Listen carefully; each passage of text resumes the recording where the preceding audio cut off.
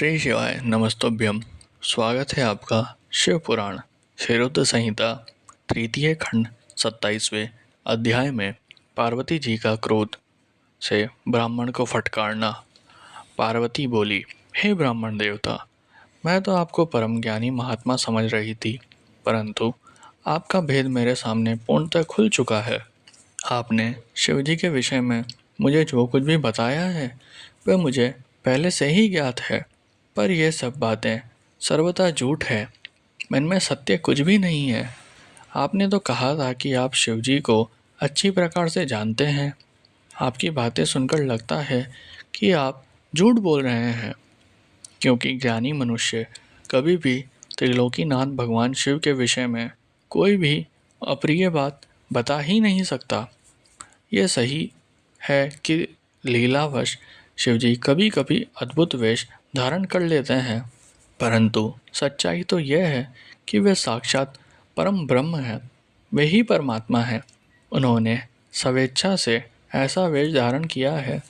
हे ब्राह्मण, आप कौन हैं जो ब्राह्मण का रूप धरकर मुझे छलने के लिए यहाँ आए हैं? आप ऐसी अनुचित व असंगत बातें करके एवं तर्क वितर्क करके क्या साबित करना चाहते हैं? मैं भगवान शिव के स्वरूप को भली भांति जानती हूँ। वास्तव में शिवजी निर्गुण ब्रह्म है। समस्त गुण ही जिनका स्वरूप हो, भला उनकी जाति कैसे हो सकती है? शिवजी तो सभी विद्याओं का आधार है, भला फिर उनको विद्या से क्या काम हो सकता है? पूर्व काल में भगवान शिव ने ही श्री हरि विष्णु को संपूर्ण वेद प्रदान किए थे, जो चराचर जगत के पिता हैं। उनके भक्त जन मृत्यु को भी जीत लेते थे, जिनके द्वारा इस प्रकृति की उत्पत्ति हुई है। जो सभी तत्वों के आरंभ के विषय में जानते हैं, उनकी आयु का माप कैसे किया जा सकता है? भक्त वत्सल शिवजी सदा ही अपने भक्तों के वश में ही रहते हैं। वे अपने भक्तों को प्रसन्न होने पर प्रभु शक्ति, उत्साह शक्ति और मंत्र शक्ति नामक अक्षय शक्तियाँ प्रदान करते हैं। उनके परम चरणों का ध्यान करके ही मृत्यु को जीता जा सकता है। इसलिए शिवजी को मृत्युंजय नाम से जाना जाता है। भगवान शिव की कृपा प्राप्ति करके ही विष्णु जी को विष्णुत्व, ब्रह्मा जी को ब्रह्मत्व और अन्य देवताओं को देवत्व की प्राप्ति हुई है। भगवान शिव महाप्रभु हैं। ऐसे कल्याणमय भगवान शिव की आराधना करने से ऐसा कौन सा मनोरथ है जो सिद्ध नहीं हो सकता? भक्ति पूर्वक पूजन करने से सदैव के लिए लक्ष्मीपति की प्राप्ति होती है। भगवान शिव के समक्ष आठों सिद्धियां सिर झुकाकर इसलिए नृत्य करती है कि भगवान उनसे सदा संतुष्ट रहें। भला ऐसे भगवान शिव के लिए कोई भी वस्तु कैसे दुर्लभ हो सकती है? भगवान शिव का स्मरण करने से ही सबका मंगल होता है। इनकी पूजा के प्रभाव से ही उपासक की सभी कामनाएं सिद्ध हो जाती है। ऐसे निर्विकार भगवान शिव में भला विकार कहाँ से और कैसे आ सकता है? जिस मनुष्य के मुख में सदैव शिव का मंगलकारी नाम रहता है, उसके दर्शन मात्र से ही सब पवित्र हो जाता है। आपने कहा था कि वह अपने शरीर पर चिता की भस्म लगाते हैं।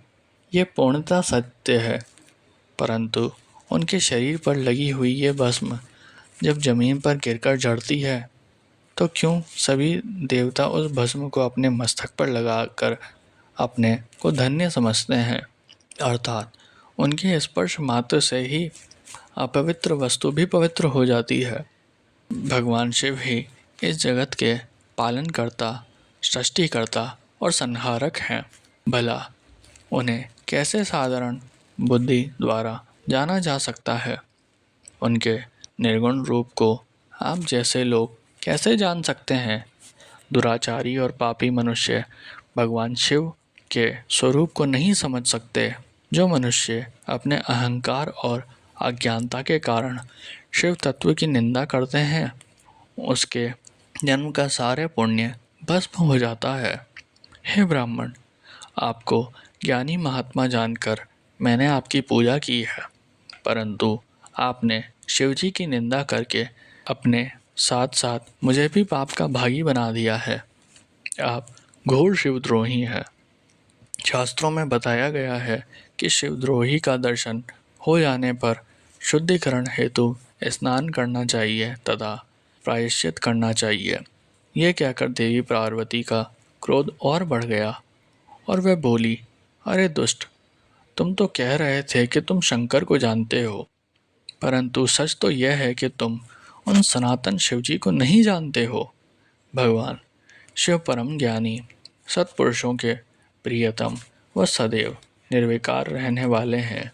वे मेरे अभिष्ट देव हैं। ब्रह्मा और विष्णु भी सदा महादेव जी को नमन करते हैं। सारे देवताओं द्वारा शिवजी को आराध्य माना जाता है। काल भी सदा उनके अधीन रहता है। वे भक्त वत्सल शिव शंकर ही सर्वेश्वर हैं और हम सबके परमेश्वर हैं। वे दीन दुखियों पर अपनी कृपा दृष्टि बनाए रखते हैं। उन्हीं महादेव जी को पति के रूप में प्राप्त करने हेतु ही मैं शुद्ध हृदय से इस वन में घोर तपस्या कर रही हूँ कि वह मुझे अपनी कृपा दृष्टि से कृतार्थ कर मेरे मन की इच्छा पूरी करें। ऐसा कहकर देवी पार्वती चुप हो गई और निर्विकार होकर पुनः शांत मन से शिवजी का ध्यान करने लगी। उनकी बातों को सुनकर ब्राह्मण देवता ने जैसे ही कुछ कहना चाहा, पार्वती ने मुंह फेर लिया और अपनी सखी विजया से बोली, सखी, इस उधम ब्राह्मण को रोको। यह बहुत देर से मेरे आराध्य प्रभु शिव की निंदा कर रहा है। अब पुनः उनके ही विषय में कुछ बुरा भला कहना चाहता है। शिव निंदा करने वाले के साथ साथ शिव निंदा सुनने वाला भी पाप का भागी बन जाता है। अतः भगवान शिव के उपासकों को शिव निंदा करने वाले का वध कर देना चाहिए। यदि शिव निंदा करने वाला कोई ब्राह्मण हो तो उसका त्याग कर देना चाहिए तथा उस स्थान से दूर चले जाना चाहिए। यह दुष्ट ब्राह्मण है, अतः हम इसका वध नहीं कर सकते, इसलिए हमें इसका तुरंत त्याग कर देना चाहिए। हमें इसका मुंह भी नहीं देखना चाहिए। हम सब आज ही इसी समय यह स्थान छोड़कर किसी दूसरे स्थान की ओर चले जाते हैं ताकि इस अज्ञानी ब्राह्मण से पुनः हमारी भेंट ना हो। इस प्रकार कहकर देवी पार्वती ने जैसे ही कहीं और चले जाने के उद्देश्य से अपना पैर आगे बढ़ाया, वैसे ही भगवान शिव अपने साक्षात रूप में उनके सामने प्रकट हो गए।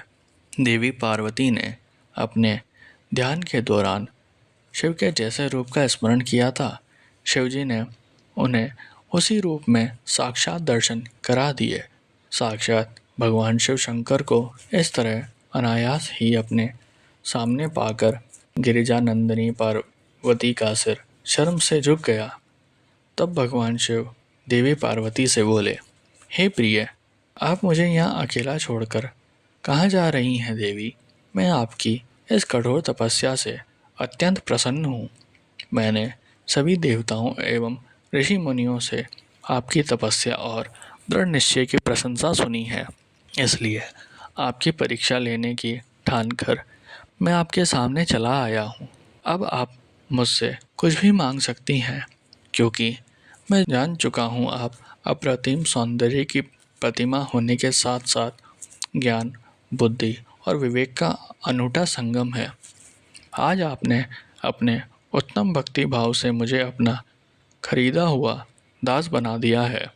स्थिर चित्त वाली देवी गिरिजा, मैं जान गया हूँ कि आप ही मेरी सनातन पत्नी है। मैंने अनेकों प्रकार से बार बार आपकी परीक्षा ली है। हे देवी, मेरे इस अपराध को आप क्षमा कर दें। हे शिवे, इन तीनों लोकों में आपके समान अनुरागिणी कोई न है, न थी और न ही कभी हो सकती है। मैं आपके अधीन हूँ। देवी, आपने मुझे पति बनाने का उद्देश्य मन में लेकर ही ये कठिन तपस्या की है। अतः आपकी इस इच्छा को पूरा करना मेरा धर्म है। देवी, मैं शीघ्र ही आपका वाणी ग्रहण कर आपको अपने साथ कैलाश पर्वत पर ले जाऊंगा। देवादिदेव महादेव जी के इन वचनों को सुनकर गिरिजा नंदिनी पार्वती के आनंद की कोई सीमा नहीं रही। वे अत्यंत प्रसन्न हुई। हर्षोती रेख से उनका तपस्या करते हुए सारा कष्ट पल में ही दूर हो गया। उनकी सारी थकावट तुरंत ही दूर हो गई। पार्वती अपनी तपस्या की सफलता और त्रिलोकीनाथ भक्त वत्सल महादेव जी के साक्षात दर्शन पाकर कृतार्थ हो गई और उनके सभी दुख कलेश पल भर में ही दूर हो गए।